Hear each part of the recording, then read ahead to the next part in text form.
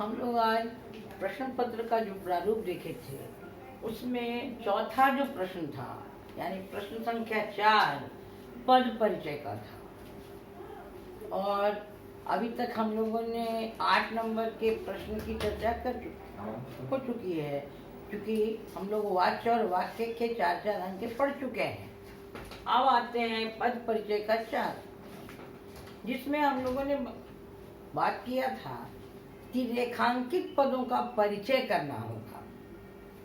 अब इसमें हमें सबसे पहले जानना है कि पद क्या है।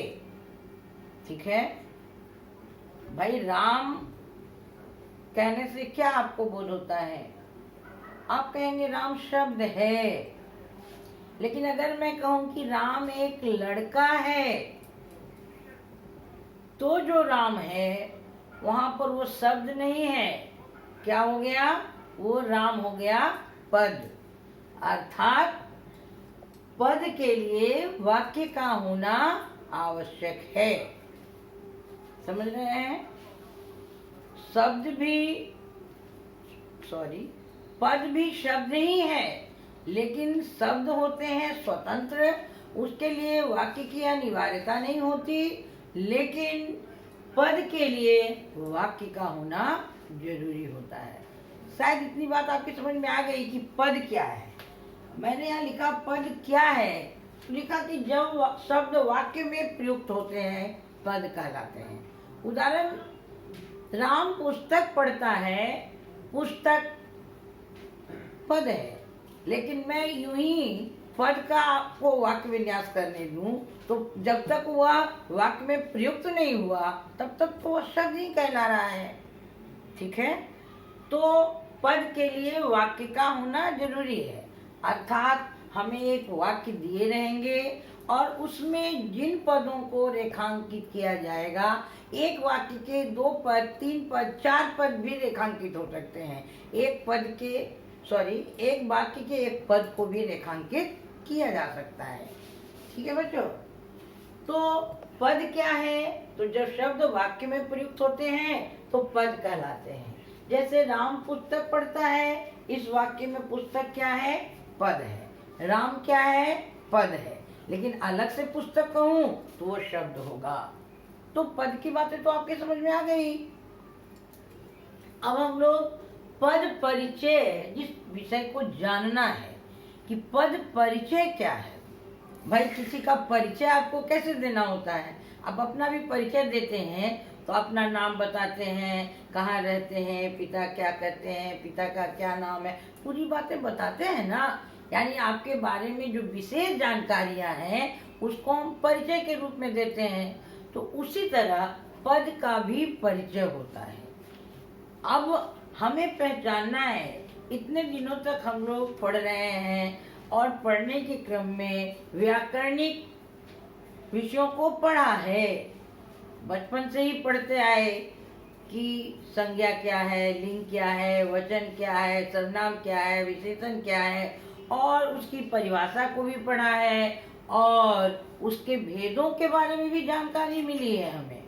लेकिन यहाँ पर विशेष रूप से उनकी जानकारी आपको नहीं दी जा रही है, इसलिए कि लोग उम्मीद करते हैं कि आपको इन सब बातों की पूर्व में जानकारी होगी।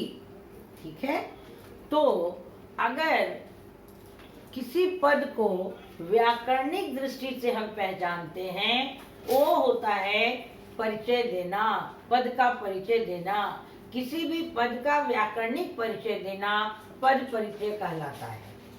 ठीक है, किसी भी पद का व्याकरणिक परिचय ही मतलब हुआ कि वो लिंग कैसा है, वचन कैसा है, क्रिया के साथ उसका क्या संबंध है, संज्ञा है तो उसके किस भेद के अंतर्गत है, सर्वनाम है तो उसके किस भेद के अंतर्गत है। तो देखने में तो छोटा लग रहा है, लेकिन इसके अंतर्गत जितने भी व्याकरण को अब तक आपने पढ़ा है, कारक, लिंग, वचन, क्रिया, क्रिया विशेषण, उन सबको समाहित कर दिया गया है। तो एक बार आपको पीछे की ओर मुड़ना ही पड़ेगा। संज्ञा के हम लोगों ने 5 भेद पढ़े, लेकिन यहाँ हमें संज्ञा के सिर्फ 3 भेदों की ही चर्चा करनी है। ठीक है, व्यक्तिवाचक, जातिवाचक और भाववाचक। समूहवाचक और द्रव्यवाचक की यहाँ जरूरत नहीं है। मेरी बात समझ में आ रही है?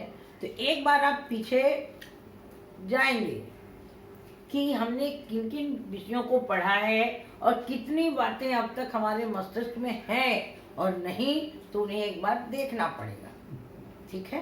तो मैं यहाँ पर उन बातों की अभी जानकारी आपको नहीं दे रही हूँ, मैं आपको इसके तरीके बता रही हूँ कि अगर संज्ञा पद आपने पहचान लिया तो उसका पद परिचय आप कैसे करेंगे, सर्वनाम पहचान लिया तो उसका पद परिचय कैसे करेंगे।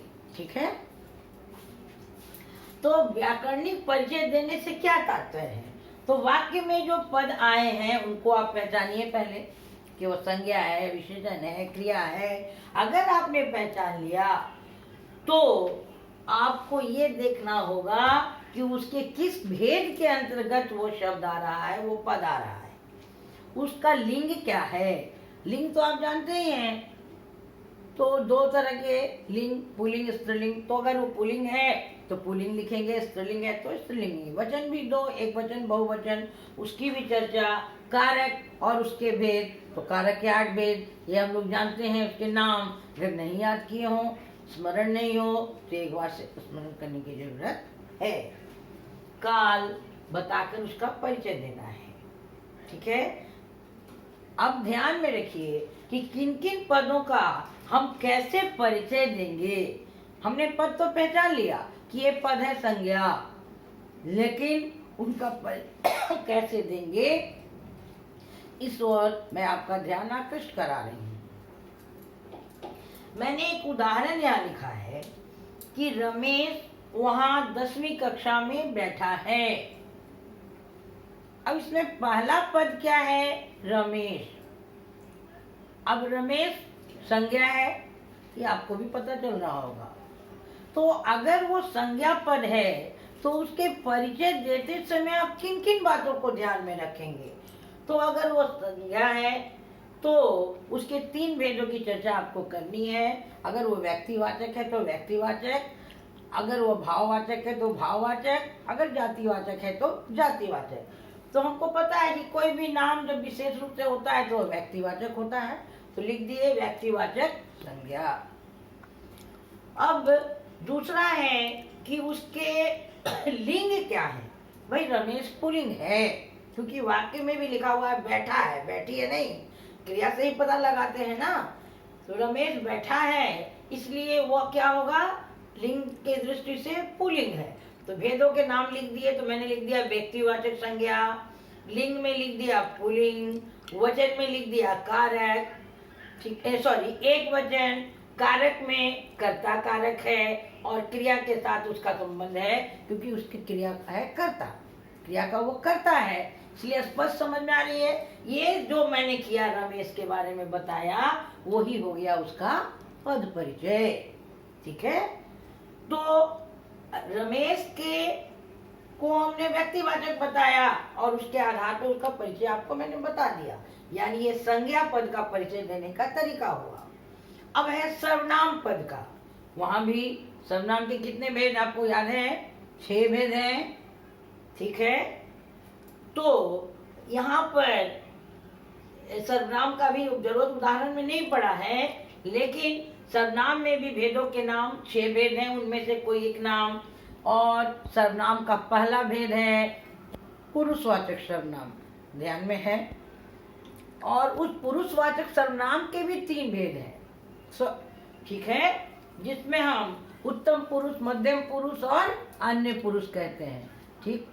तो उत्तम पुरुष कहने वाला, मध्यम पुरुष सुनने वाला, और जिसके विषय में कहा जाए वो अन्य पुरुष है। तो यहाँ पर हमने जो भी लिखा है वह अगर सर्वनाम होगा तो उसके पुरुष को उसी तरह बता देंगे।